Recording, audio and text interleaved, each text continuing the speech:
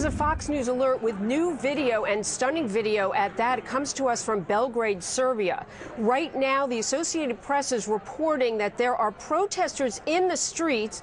They're reporting that the U.S. Embassy there is on fire. But we do know that the embassy, which is closed, is being protected right now. You can see there possibly that is being used for crowd control right now. But the protesters are in the streets, and according to the Associated Press, doors were ripped off of the embassy. It was set on fire, black smoke billowing out of that building. I have James Rosen with me at the State Department to talk a little bit about this. What's behind it all, James? Well, the United States, Jamie, was very quick to recognize Kosovo's independence after it was basically declared just on its own without any world body conferring independence on the Kosovars.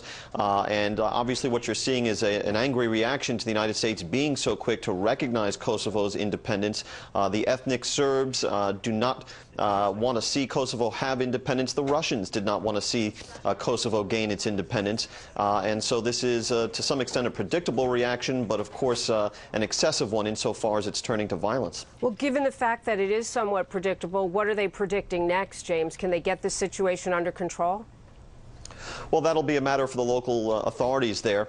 You should know that whenever embassies come under attack, U.S. embassies around the world, there are standard procedures to ensure first that the most vulnerable, the wives and children of embassy personnel, are spirited away, and that also that embassy personnel themselves either are, if necessary, evacuated from the country, or failing that, are at least secured on the premises of the embassy or given safe transport.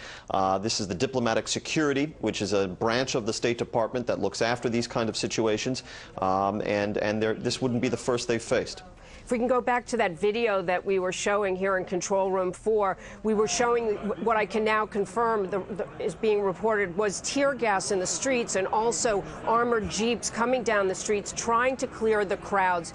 Any particular group? I'm reading masked attackers climbing over a first-floor railing of the building, trying to throw furniture from an office before this blaze broke out. You can see here the lineup of security, the officers trying to get everything under control. Who is necessarily behind this, and how successful do you think they can be if we've already declared our support? Well, it's probably going to be an exercise in futility. It's not going to change the United States policy. If the goal of these protesters is to cause a bit of havoc, they will succeed. If the goal is to change U.S. policy, they will not. I would caution our viewers that this is probably not related to international terrorism per se, although the presence at any scene of masked attackers always leads us to think of it. This is probably locally instigated, no relation whatsoever to al-Qaeda or any kind of international terrorist threat, most likely.